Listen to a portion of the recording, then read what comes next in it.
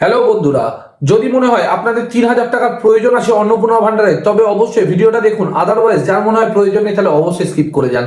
কিন্তু আমি বলবো, আপনারা যারা ফর্ম ফিল আপ করেছেন এবং এখন স্ট্যাটাস চেক করছেন, তারা দেখতে পাচ্ছেন কিন্তু যে আপনার ফর্মটা হয় রিজেক্ট দেখিয়ে দিয়েছে, নইলে পেন্ডিং প্রসেস আছে, নইলে ব্যাংকিং ফেল্ড আছে।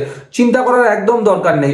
অনেকেই জিজ্ঞেস করেছেন যে দাদা অ্যাপ্রুভ করবো কি করে, সেটা নিয়ে আজকে বলে দিচ্ছি। যতক্ষণ না অ্যাপ্রুভাল হবে, ভেরিফিকেশন কমপ্লিট হবে, আপনার অ্যাকাউন্টে টাকা ঢুকবে না। অতএব অ্যাপ্রুভ করার জন্য আজকে 7ই জুলাই, আজকে থেকেই কিন্তু ফর্ম সাবমিট হচ্ছে আবার। তো সেই ক্ষেত্রে আপনাদের নিকটবর্তী আইসিডিএস সেন্টারে যান এবং আপনারা যখন যে ফর্মটা ফিল আপ করেছিলেন ক্যাফে থেকে, তখন আপনাদের এরকম একটা কাগজ দিয়েছিল যেখানে আপনাদের নাম্বারটা লেখা ছিল। তো সেটা নিয়ে গিয়ে আপনারা জমা দিন এবং সেটাকে অ্যাপ্রুভ করান এবং আপনাদের অ্যাকাউন্টে 3,000 টাকা ঢুকিয়ে নিন। যদি অ্যাপ্রুভ না হয় 3,000 টাকা ঢুকবে না এবং অবশ্যই ডিবিডি লিঙ্ক থাকতে হবে। ডিবিডি লিঙ্কটাও আপনারা চেক করে নেবেন এবং আপনারা 3,000 টাকা নিজেদের অ্যাকাউন্টে ঢুকিয়ে নিন।